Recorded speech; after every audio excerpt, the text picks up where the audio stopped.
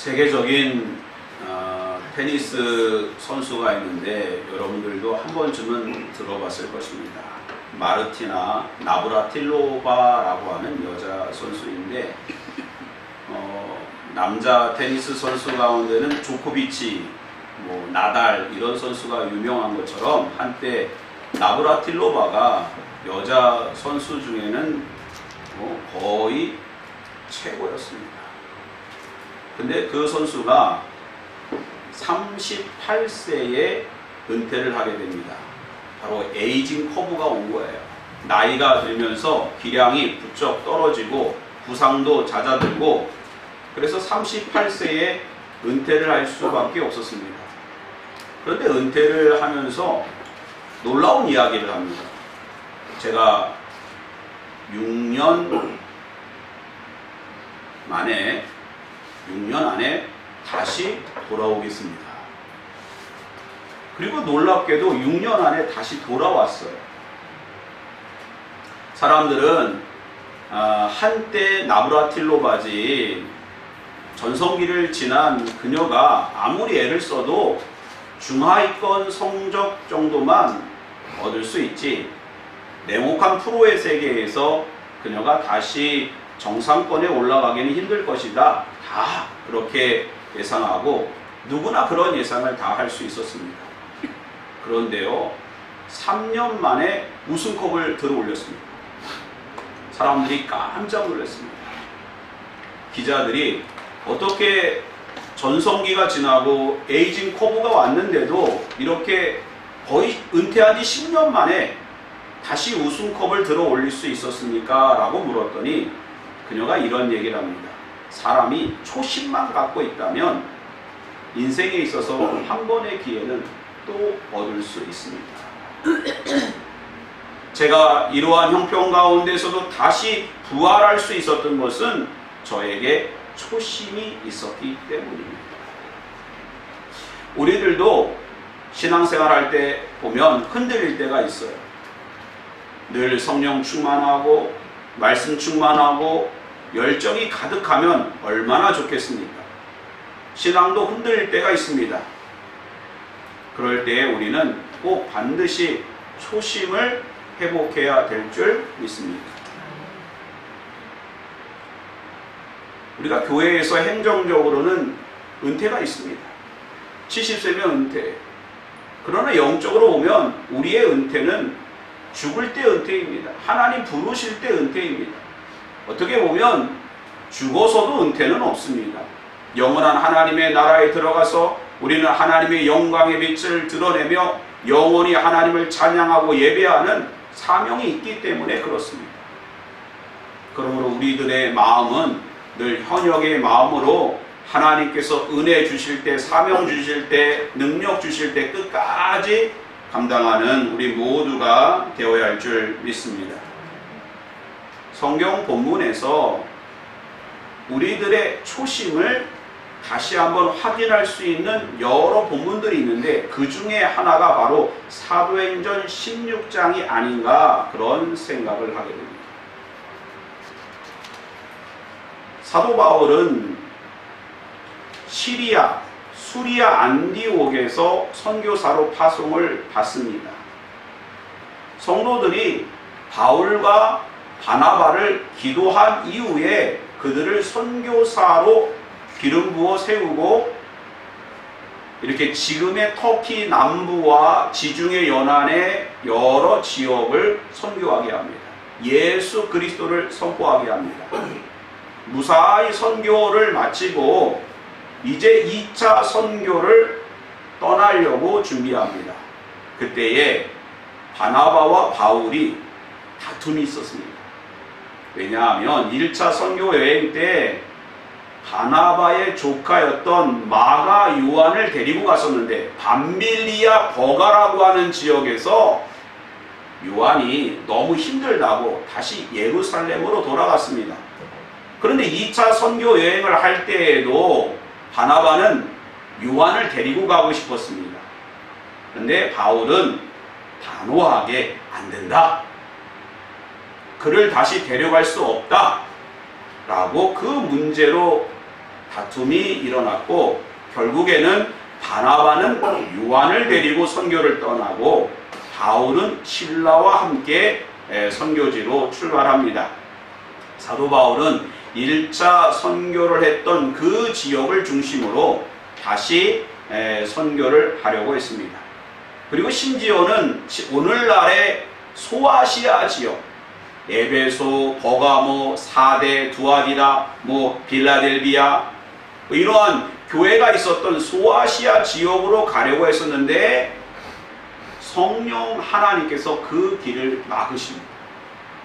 그래서 무시아를 지나 비두니아로 올라가고자 했으나 예수의 영이 허락하지 않습니다. 하나님의 영, 성령께서 그 길도 막으십니다.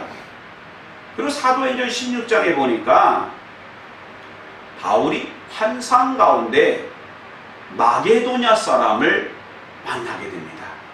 여러분, 마게도냐 사람이 어떻게 생겼을까요? 그리스 사람입니다. 머리가 곱슬곱슬하고 콧날이 오뚝하고 푸른 눈을 가지고 있는 사람이 마게도냐로 건너와서 우리를 도우라, 하나님께서 그런 환상을 보여주셨습니다. 환상이라고 하는 단어는 헬라어로 호라마입니다. 우리가 호라마 하면 잘 알지 못하지만 우리가 평소에 많이 들었던 헬라어 단어가 있는데 그 단어는 바로 파노라마입니다. 여러분, 파노라마는 들어보셨죠? 판이라고 하는 것은 영어로 올이라는 뜻이고 호라마라고 하는 것은 환상이기 때문에 파노라마라고 하는 것은 전부를 보여주다라는 거예요. 그렇습니다. 호라마라고 하는 것은 우리가 환상 그러면 이게 뭘까 하는데 비전을 말하는 거예요. 하나님께서 우리가 나아갈 바를 분명하게 보여주는 것이 호라마예요. 이것을 통해서 우리가 분명히 깨달아 알 수 있는 것은 우리는 사도 바울의 1차 여행이다, 2차 선교 여행이다, 3차 선교 여행이다 라고 말하지만 분명한 사실은 하나님의 주권적인 역사 가운데 사도 바울을 통하여 복음이 전해지고 교회가 세워졌던 것입니다. 오늘 말씀을 나누는 저와 여러분들을 향한 하나님의 호라마가 비전과 계획과 방향이 분명히 있는 줄 믿으시기 바랍니다. 우연히 있는 게 아니에요. 샛별교회는 하나님의 인도하신 가운데 있는 것입니다. 최근에 김홍래 권사님이 미국을 다녀오셨는데 침지를 방문하고 오셨어요. 특별히 크락시빌 새 에덴 교회라고 하는 곳에서 몇 주간 예배 드리고 오셨는데, 여러분, 우리는 크락시빌 새 에덴 교회가 어디에 있는지 가본 적도 없고 그분들을 만난 적도 없습니다. 근데 그 교회에는 아주 신실한 일꾼들이 있어요. 특별히 박 장로님이라고 하시는 분이 그 교회의 어려운 문제들을 해결하며 교인들과 함께 아름다운 신앙 공동체를 이루는데, 우리 교회의 소식이 권사님을 통해서 장로님에게 전해진 것입니다. 그리고 그 교회는 은혜 가운데 교회 부지를 샀고 건축을 했고 모든 게 다 끝났습니다. 빚이 없어요. 근데 코로나 전에 우리 교회에 빚이 있다는 얘기를 듣고 크락시빌 새 에덴 교회도 빚을 다 갚았으니 샛별교회도 남은 빚을 다 갚으라고 우리에게 헌금을 보내주었어요. 큰 돈은 어떻게 보면 큰 돈이 아닐 수도 있지만 우리 교회로서는 상당히 큰 돈입니다. 그런데 그때의 빚을 갚지 못했으면 지금 우리 교회가 상당히 어려웠을 거예요. 그렇다고 당장 문을 닫고 그렇지는 않았겠지만 이러한 모든 과정이 과연 우연일까요?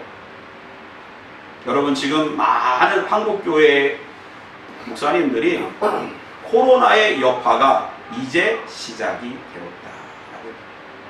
여기저기서 많은 교회가 문을 닫았습니다. 우리 노예도 여러 교회가 문을 닫고 다시 가정으로 돌아가는 목사님들이 참 많습니다. 솔직히 많습니다. 우리 교회, 여러분의 인생, 우리 샛별교회 우연이 아니라 하나님의 인도하심과 주권적인 역사 가운데 있다는 사실을 기억하시기 바랍니다. 우리가 하는 게 아니에요. 여러분, 우리가 계획을 세우는 게 아닙니다. 하나님이 하시는 거예요. 사도 바울이 세운 게 아니에요. 사도 바울이 2차 선교회 내가 이제 이고니온 지역으로 가겠다, 루스드라 지역으로 가겠다, 버가 지역으로 가겠다.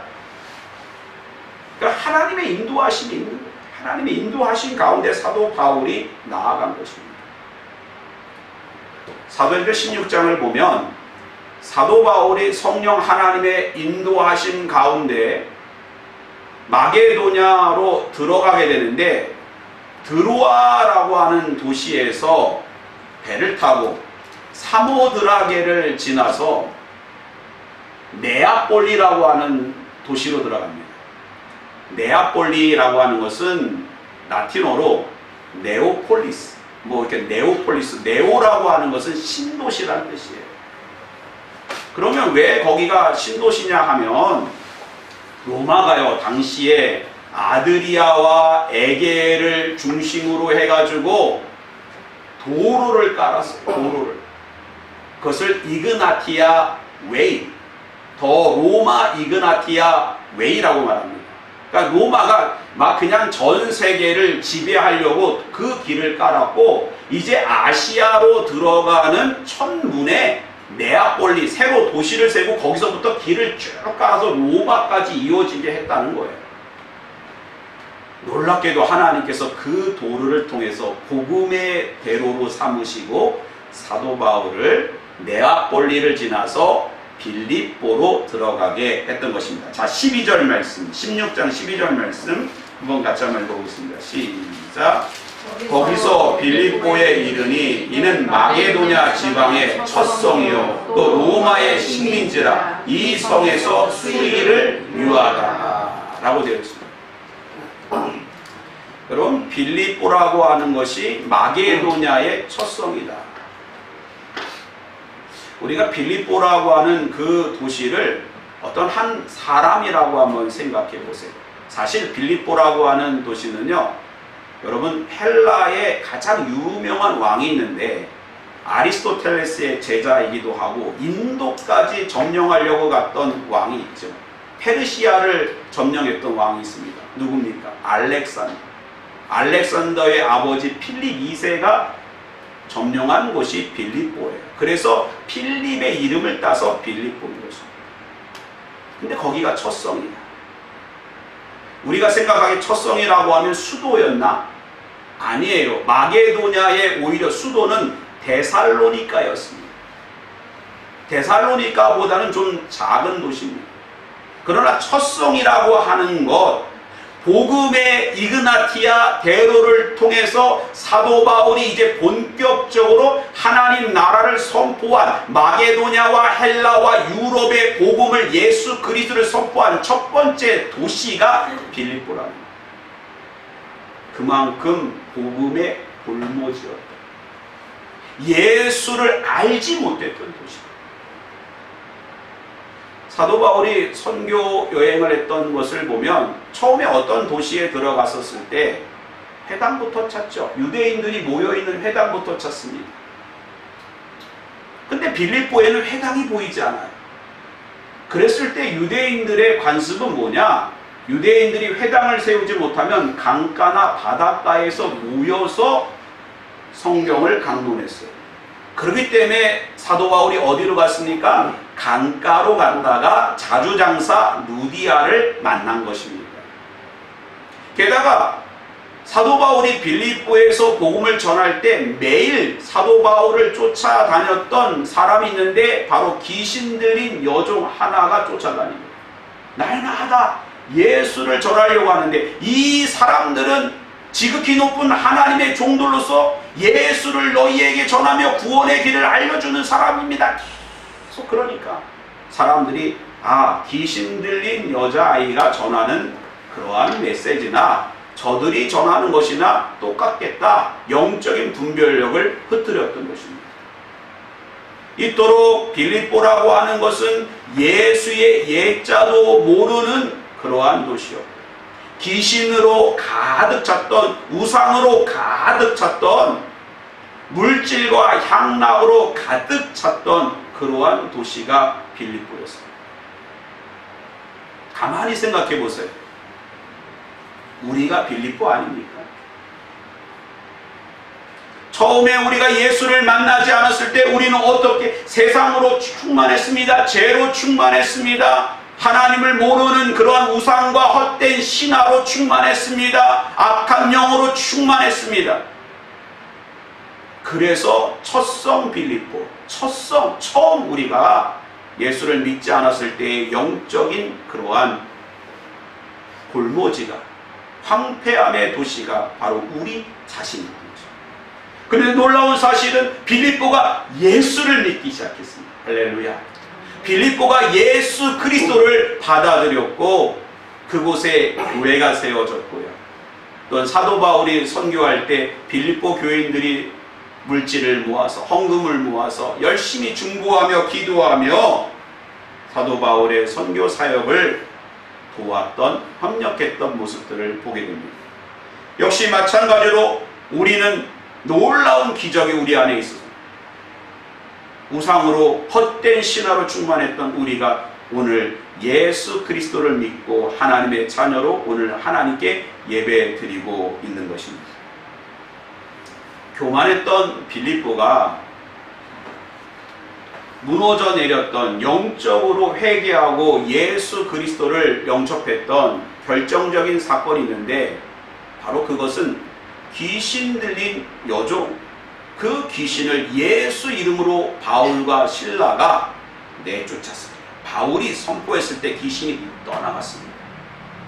귀신 들린 그러한 여종 아이를 표현했을 때 귀신 들렸다라고 하는 것을 푸뉴마 피돈이라고 이야기합니다. 푸뉴마 피도나라고 이야기합니다. 그러니까 피도나라고 하는 것은 피돈이라고 하는 그러한 단어에서 온 것인데, 여러분 빌립보라고 하는 도시를 살펴보면 그곳에서 멀지 않은 곳에 올림푸스 산이 있었어요. 그 옛날에 도시가 델포이가 있었고 올림푸스 산에는 바로 피돈이라고 하는 뱀의 형상, 용의 형상을 갖고 있는 그 우상을 섬겼던 신전이 있어요. 여러분 그리스는요, 우상을 섬길 때 올림푸스 산에서 신탁을 받습니다. 그 신탁을 받는 그러한 여사제가 누구 있느냐? 결혼하지 않은 여자아이를 바로 거기에 가서 신탁을 받게 하는 거예요. 그 여자아이가 2명이 있었다는 거예요. 근데 가만히 보면 여기서 말하는 피돈과 피도나를 통해서 이 여자아이가 바로 올림푸스 산에서 신탁을 받던 그 귀신 들린 아이다라고 추정할 수 있는 거예요. 우리가 생각하기에 뭐 귀신 들린 이 여자아이가 미아리에서 점을 치면서 뭐 돈을 뭐 그렇게 받는 그 수준이 아니라 이 여자아이의 그 신탁 하나로 빌립보라고 하는 도시 전체가 좌지우지할 수 있는 그러한 힘을 갖고 있는 여자아이.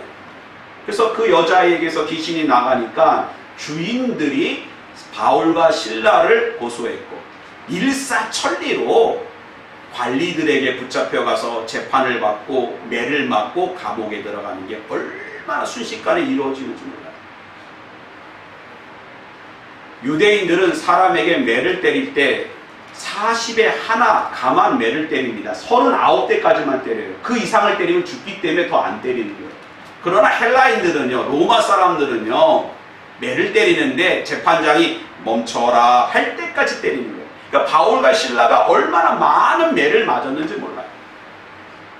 그리고 바울과 실라는 감옥에 가뒀고 착고에 채워졌습니다. 착고라는 게 발에 채워지는데 다리를 쫙 벌려서 채워놨기 때문에 꼼짝달짝 못하는 거예요. 그런 상황 속에서도 바울과 실라는 하나님께 기도합니다. 하나님께 찬양합니다. 하나님의 은혜를 기대합니다. 그 모습을 보고 간수와 제수들이 이해하지 못합니다. 계속해서 밤새 찬양하며 기도하며 하나님께 예배하는 가운데 지진이 났고요, 옥터가 흔들렸고요, 착고가 풀렸고 모든 그 철장이 다 열렸습니다. 간수가 잠을 자다가 깨어나가지고 어떻게 하려고 했어요? 칼로 자결하려고 했죠. 사도 바울이 멈추시오. 왜 자결하려고 했을까요? 당시에 로마의 그러한 법을 보면 간수가 죄인을 제대로 지키지 못하면 그 죄인이 받아야 되는 형벌을 그대로 받을 수밖에 없었기 때문에 차라리 그렇게 바울과 실라가 매질을 당하고 죽을 바에는 그것이 도망가면 내가 그대로 당한다. 그러니까 내가 명예롭게 죽자 해서 자결하려고 했죠. 그때 바울이 멈추시오. 내 몸을 상하게 하지 말라. 우리가 다 여기 있노라. 그때 간수가 감동을 받았죠. 내가 어떻게 하여야 구원을 얻을 수 있습니까? 31절 같이 한번 읽어봅니다. 시작. 이르되 주 예수를 믿으라. 그리하면 너와 내 집이 구원을 받으리라. 할렐루야. 주 예수를 믿으라는 것입니다. 우리가 초심의 자리에 정말 우리가 예수를 모르는 첫성이었던 빌립보 때에 우리가 진정 예수를 믿을 수 있었던 것은 우리 안에 예수 그리스도를 선포하는 것입니다.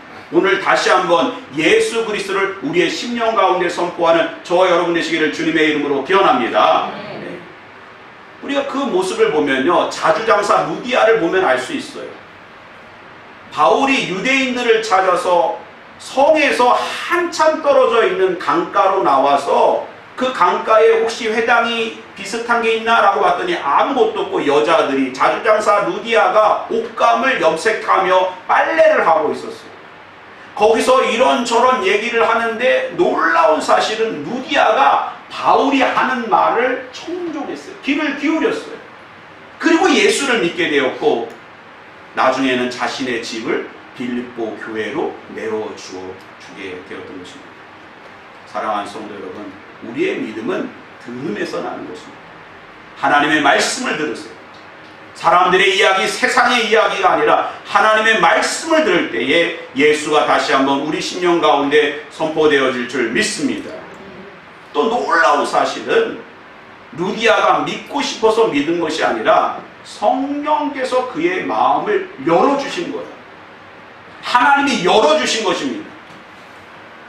우리가 아무리 예수 믿고 싶다고 해도 우리가 예수를 믿을 수 있는 게 아니에요. 하나님이 만져주시고 열어주셔야 됩니다. 그러므로 우리는 인격적으로 하나님께서 우리의 심령의 문, 영안을 열어줄 수 있도록 우리가 하나님 마음에 맞는 옥토가 되어야 할 줄 믿습니다. 강팍하면 안 돼요.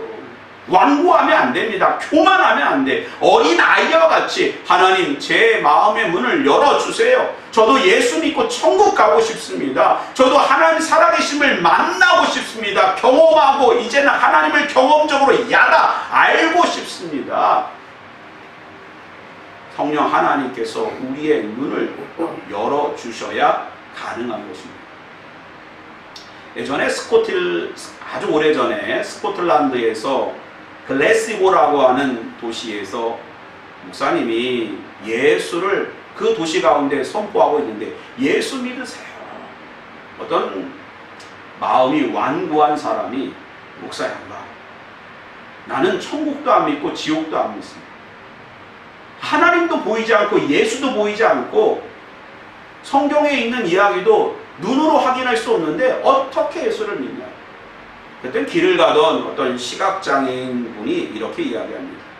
저는 이 글래스고 도시의 한가운데 흐르고 있는 그런 클라이드라고 하는 강의 존재를 한 번도 보지 못했지만 저는 장님이기 때문에 보이지 않아요.